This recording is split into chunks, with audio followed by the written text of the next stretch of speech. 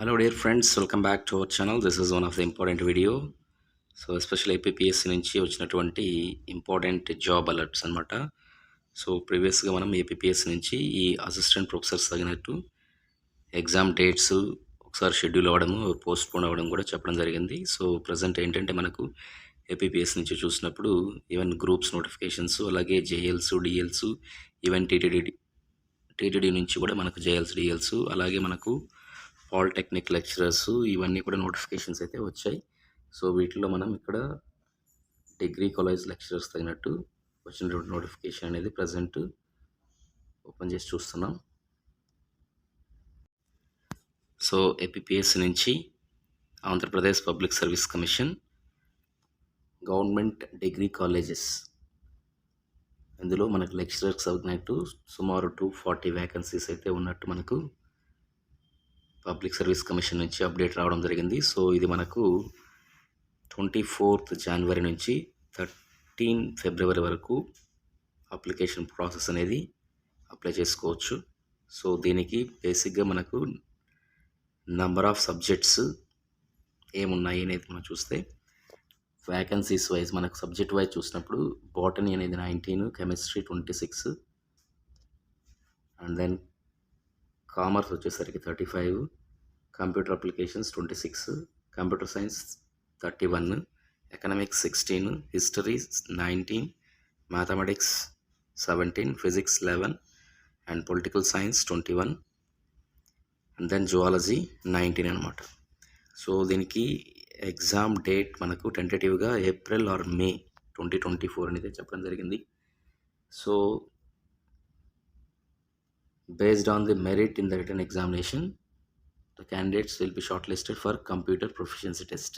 So computer proficiency test అనేది ఖచ్చితంగా mandatory అనమాట. సో బేసిక్గా ఇది ప్రీవియస్గా అయితే లేదు, కానీ ప్రజెంట్ కంప్యూటర్ ప్రొఫిషియన్సీ టెస్ట్ అనేది ఇది కూడా ఆబ్జెక్టివ్ టైప్లో ఉంటుంది. సో ప్రజెంట్ ఏంటంటే మనకు నెంబర్ ఆఫ్ వ్యాకెన్సీస్ అయితే 240, బట్ ఇక్కడ ఏమన్నారంటే డీటెయిల్డ్గా మనకు బ్రేకప్ ఆఫ్ వ్యాకెన్సీస్ అనేది మనకు ప్రజెంట్ అంటే కేటగిరీ వైజు మనకి ఎన్ని వ్యాకెన్సీస్ ఉన్నాయనేది అయితే ఇక్కడ చెప్పలేదు. So addition of vacancies and subjects if any will be included in the breakup of vacancies. So అది బిఫోర్ మనకు 24th జనవరి, అంటే మనకు నెంబర్ ఆఫ్ వ్యాకెన్సీస్ అనేది ఇంకా కొన్ని డిపార్ట్మెంట్స్ నుంచి రావాల్సి ఉంది. సో 24 240 ఫైనల్ కాదు, 24th జనవరి కల్లా ఇంకా కొన్ని అడిషన్స్ అయితే అవుతాయి. సో దీని తర్వాత ఏంటంటే టోటల్గా మనకు వ్యాకెన్సీస్ అనేవి క్లియర్గా అయితే అర్థమవుతుంది. అలాగే మనకు కేటగిరీ వైజ్ ఎన్ని అనేది కూడా చెప్పడం జరిగింది. సో దీనికి తగినట్టు మనకు ఎగ్జామినేషన్ ప్యాటర్న్ అనేది చూసినప్పుడు general studies and mental ability అనేది ఫస్ట్ పేపర్, ఇది డిగ్రీ స్టాండర్డ్ 150 క్వశ్చన్స్ 150 మార్క్స్. అలాగే సబ్జెక్ట్ కన్సర్న్ సబ్జెక్ట్ అనమాట, right different subjects like botany, zoology are what ever, physics, maths, chemistry ఏదైతే మీ సబ్జెక్ట్ ఉంటుందో ఆ సబ్జెక్ట్కి 150 క్వశ్చన్స్ 300 మార్క్స్ ఉంటుంది. సో ఇక్కడ మీకు 1/3 నెగిటివ్ అనేది ఉంటుంది. బట్ ఇక్కడ ఎలిజిబిలిటీని చూసినప్పుడు క్యాండిడేట్స్ అనేవాళ్ళు రిలవెంట్ సబ్జెక్టులో పీజీ కంప్లీట్ చేసి ఉండాలి, అంటే మాస్టర్స్ కంప్లీట్ చేస్తూ, అలాగే నెట్ కానీ సెట్ కానీ ఎలిజిబిలిటీ అయితే ఉండాల్సి ఉంటుంది అనమాట. So same kind of qualifications మనకు టీటీడీ డిఎల్స్లో కూడా ఉన్నాయి. ఒక్కసారి మనం దాన్ని కూడా చూస్తాం.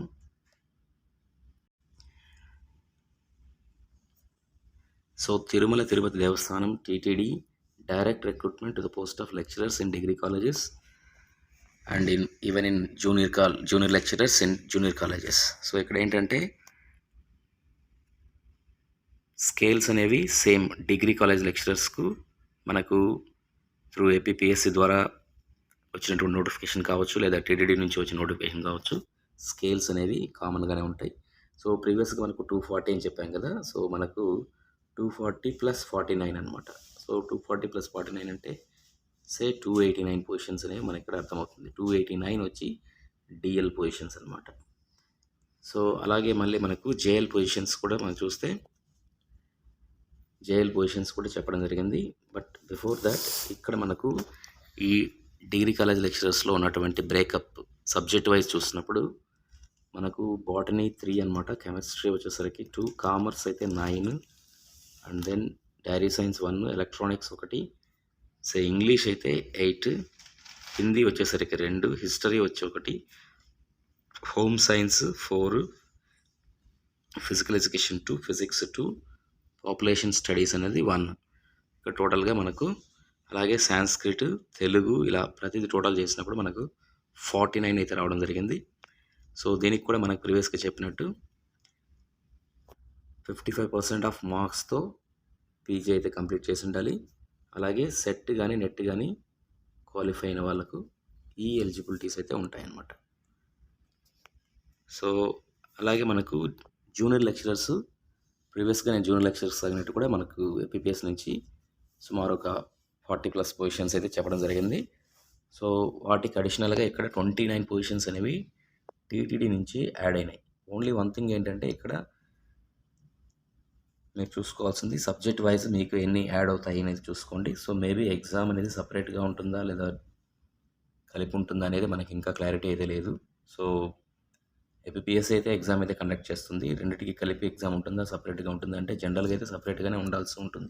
ఎందుకంటే నోటిఫికేషన్ సపరేట్ కాబట్టి ఎగ్జామ్ కూడా సపరేట్గా ఉండే అవకాశం అయితే ఉంటుంది. బట్ డీటెయిల్డ్గా మనం ఒకసారి దీన్ని స్టడీ చేసిన తర్వాత నేను మళ్ళీ మీకు అప్డేట్ అయితే ఇస్తాను. అట్ ద సేమ్ టైం ఇక్కడ నంబర్ ఆఫ్ వ్యాకెన్సీస్ చూసినప్పుడు 29లో బాటనీ 4, కెమిస్ట్రీ 4, సివిక్స్ 4, అలాగే హిస్టరీ వచ్చేసరికి 4, రాస్ zoology and physics, mathematics and commerce 2 ఉన్నాయి. సో తెలుగు వచ్చేసరికి 3 ఉన్నాయి.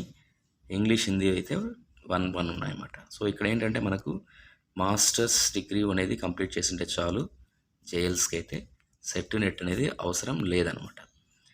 సో ఇక్కడ మళ్ళీ మనకు టోటల్గా మనకు బ్రేకప్ ఆఫ్ వేకెన్సీస్ అనేవి కేటగిరీ వైజ్ ఎప్పుడు అనేది మనకు షార్ట్లీ ఇన్ఫార్మ్డ్ అనేది చెప్పడం జరిగింది. సో షార్ట్లీ ఇన్ఫార్మ్డ్ అనేది చెప్పారు. మరి ఎగ్జామ్ అయితే మాత్రం ఏపీపీఎస్ నుంచి అయితే కండక్ట్ చేస్తారు. సో 42 ఇయర్స్ అనేది మనకి ఇచ్చారు, ప్లస్ ఏజ్ రిలాక్సేషన్స్ అనేవి ఉంటాయి. అట్ ద సేమ్ టైం మనకు చూసినప్పుడు దెర్ ఆర్ డిఫరెంట్ పొజిషన్స్ మీకు సబ్జెక్ట్ వైజు. అఫ్కోర్స్ ఇక్కడ సబ్జెక్ట్ వైజ్ మీకు తక్కువ ఉండొచ్చు. మళ్ళీ మీరేంటంటే లైక్ పాలిటెక్నిక్ లెక్చరర్స్ కానీ ఈవెన్ డిఎల్స్ కానీ లేదా ఇంకా రాబోయే పొజిషన్స్ మళ్ళీ యాడ్ ఆన్ అవుతాయని చెప్తున్నారు కదా. సో అవన్నీ వచ్చినప్పుడు మంచి ఫిగర్ అయితే ఉంటుంది. సో ఇక్కడ మనకు దీనికి కూడా క్వశ్చన్ పేపర్ ప్యాటర్న్ అనేది చూసినప్పుడు which is equal to government degree కాలేజెస్కు ఏపీపీఎస్ నుంచి వచ్చిన దాని ప్రకారమే ఉంటుంది. So GS and mental ability అనేది 150 క్వశ్చన్స్, 150 మార్క్స్. అలాగే సబ్జెక్ట్ అయితే 150 questions, then each question 2 marks, so that is 300. So 1/3 అయితే నెగిటివ్ ఉంటుంది. సో దానికి తగినట్టు సిలబస్ కూడా ఇక్కడ మనకు మెన్షన్ చేశారనమాట.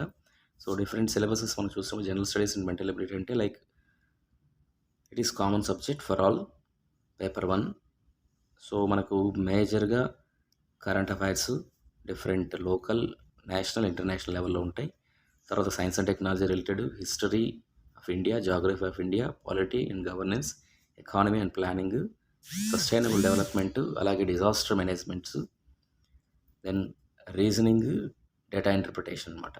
Reasoning and mental ability, data interpretation ఇది కామన్ సబ్జెక్టు. తర్వాత పీజీ లెవెల్లో మీకు ఏదైతే ఈ అసిస్టెంట్ ప్రొఫెసర్స్ కావచ్చు లేదా మీరు సెట్ కానీ నెట్ కానీ ప్రిపేర్ అవుతారో అదే సిలబస్ ఉంటుంది మీ రెస్పెక్టివ్ సబ్జెక్టు. సో వీటికి మనకు డిఫరెంట్ సబ్జెక్ట్స్కి మీకు మాక్ టెస్ట్లు అన్నవి మన దగ్గర అందుబాటులో ఉన్నాయి. సో మీరు కింద ఇచ్చినటువంటి డిస్క్రిప్షన్ బాక్స్లో మీ రెస్పెక్టివ్ సబ్జెక్ట్స్ వైజ్ మీరు చెక్ చేసుకొని మీరు మాక్ టెస్ట్లు అనేవి అప్పీర్ అవ్వండి. రైట్, మరిన్ని అప్డేట్స్ నెక్స్ట్ వీడియోలో వస్తాయి. Wish you good luck. Thank you.